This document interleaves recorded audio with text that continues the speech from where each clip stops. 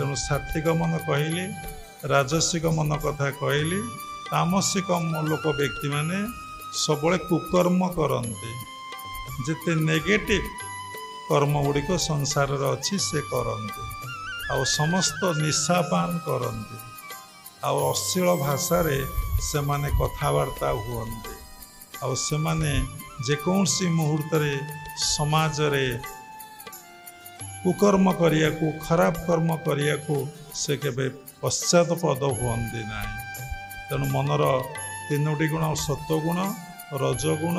एवं तमगुण आमे को लाइफटा काटिबा ना जो संस्कार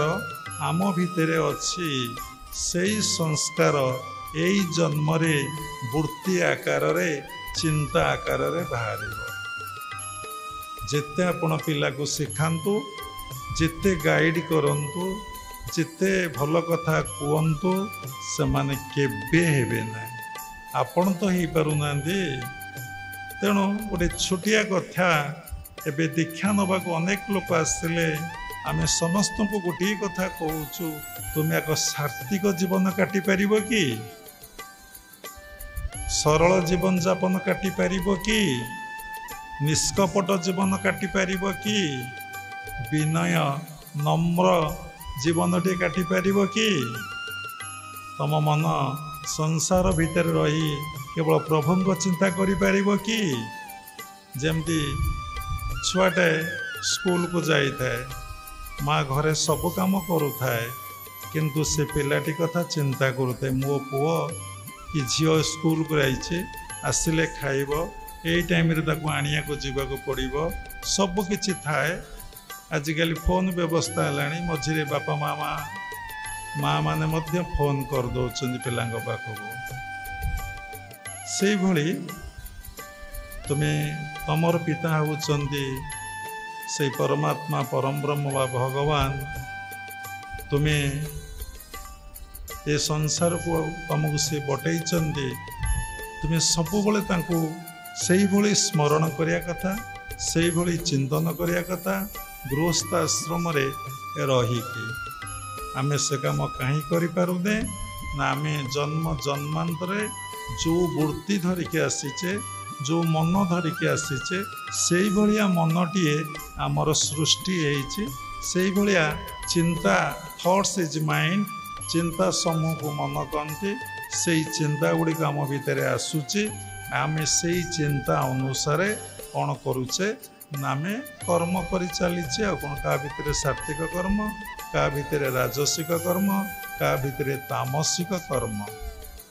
आमे साधना पीरियड रे सामान्य टिके व्यतिक्रम हेले साधु मान क्षेत्र में कहूँ ब्रह्मचारी सन्यास क्षेत्र में बा सन्यासिनी ब्रह्मचारी क्षेत्र में आम देखिकी व्यस्त विव्रत हो पड़ुलु किछि दिन कठोर साधना फल आमर अनुभव है आम देखीचु बहु लोग सुना मुदी लगे साधु किंतु साधना करते ध्यान करती जप करती लोक मान खाइबा पीवा को दियंती साधु कौन सुना मुदी लगे केतक सन्यासिनी ब्रह्मचारी देखीचु से सुना अलंकार कान रे व्यवहार करती लिपस्टिक लगाती सजई हुंती कि तिलक लगे माड़ी पकईथे मेकअप भी भीतर से भी हुंती अरे ये कौन से कथा मन बुझी पार ना अरे ये राजसिक भक्ति करुँच किए सात्विक भक्ति करुच्ची किए तामसिक भक्ति करुच्ची बहुत वर्ष पर आम जानिलु अरे साधु जड़े भल चश्मा एमती लगे ब्याग कांधे पकई प्राय कहले भल नुहे मो जीवन में ब्याग पकेबा आपण मैंने कहीं देखी नथिबे कहीं देखी बाबा ब्यागटे धरवा किंतु प्राय बाबाजी माने झूलाटे कांधे पकई थे कौन एत आवश्यकता तेम तो लंगड़ा होगी आस लंगड़ा होगी जीव पुणी ये सब आवश्यकता कौन जिते कि कम दरकार से व्यवहार करेंगे कि साधु माने सुना पिंधि था मुदी पिंधि था आम देखु अरे ये कौन सब पिंधि बहुत माँ मान को देखु एमती बहुत लोग अघोरी साधक अच्छा जो मैंने मदपान करुँच खपुरी धरी शमशान रे रोचंती तंत्र जंत्र मंत्र साधना करुँच मुंडमाला गुराक सब बेकरे पकाउछन्ति फूलमाला प्रभुଙ୍କ पाखरे लागि त फूलमाला न पकेकी मुंडमाला बेकरे पकाउछन्ति भस्म बळी होउछन्ति। अरे बापा ये समस्ते तामसिक साधक। तेणु जेतेबळे साधना करी करी शीर्ष स्तर रे साधक पहुँचे से देखे ये सब प्रभुर लीला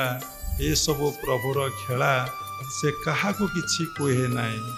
सब नीरवता भितर देखे मो भगवान सात्विक होइचंदी मो भगवान राजसिक होइचंदी मो भगवान तामसिक होइचंदी मो भगवान निर्गुण उपासक लोक होइचंदी। देखा जाए बहुत लोक धर्म जगत रे थिबे ईश्वर संबंधी कथा कहूथे किंतु प्रचार करिया को पोस्टर मारिया को सभा समिति करिया को हरिकृष्ण कथा कहया को भारी आग्रह। अरे ये कौन निजर तो उपलब्धि है नहीं निजर तो दर्शन ही नहीं निजर तो अनुभव है ही नहीं ये कथा कौन से कहूँ पर अनुभव है ये राजसिक भक्ति रे राजसिक भाव ही रही जाइछन्ति।